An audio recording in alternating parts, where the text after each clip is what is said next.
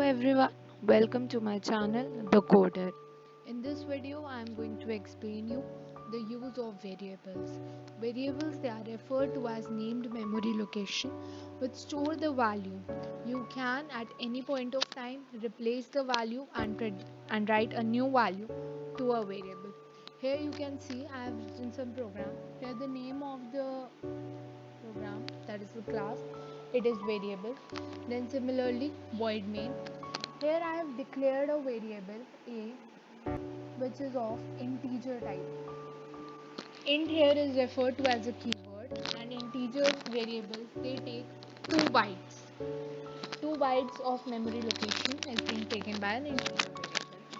So here the way it is defined as the declaration of variable. Int a is referred to as declaration. Then here I have assigned a value to a, that is a is equal to 5. You can assign any value to a variable. If after this step I write a is equal to 6 and then I print this, then instead of 5 on the terminal window it will be printed as 6. So you can change the value of the variable at any point of time in your program. As you can see here, first the declaration and then initialization. A is equal to 5. I have initialized a value to a variable a, that is 5, and as you can see in the terminal window, a is equal to 5 is printed. Okay, now let's come to, now you must be wondering that why I have not printed this with double quotes.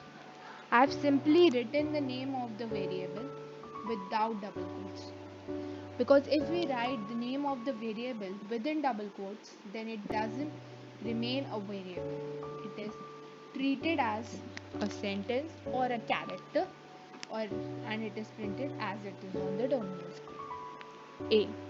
A, rather than printing the value of a is equal to 5, it just print as a, because here it is not treated as a variable, while here without double quotes, here it is treated as a variable. You must have understood that why double quotes are used here and why it is not. If we want to print the value of a variable, no double quotes, and if we want to print any name or like here a is being printed, then we use double quotes. Now let us come to another program. Here I have declared three variables. Three variables, they can be declared together, having of integer type, can be separated by commas and last semicolon in order to end that line. Nextly, I have initialized the two variables differently. A is equal to 5, b is equal to 10. While here the variable c is equal to a plus b. Now, a is equal to 5 and b is equal to 10, they are being initialized, and this initialization is called as static initialization. Wherein the of c is equal to a plus b, it is called as dynamic initialization. Why? Because here c variable, it is initialized only when our program runs. When our program runs, then the value of a plus b is calculated and hence c is initialized.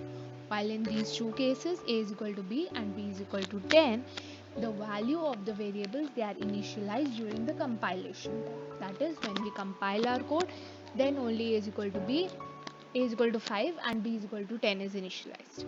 While here in c is equal to a plus b, the value is initialized during execution time.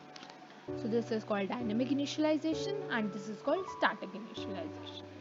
Then again we have printed the value of c and it comes out to be 50 as it is c.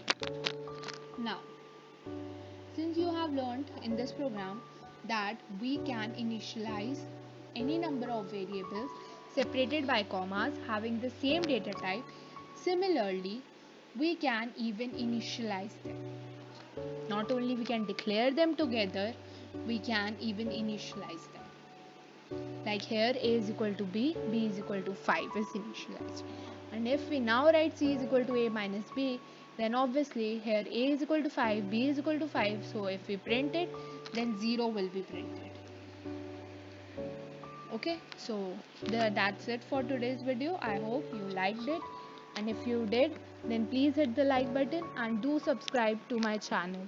Thank you.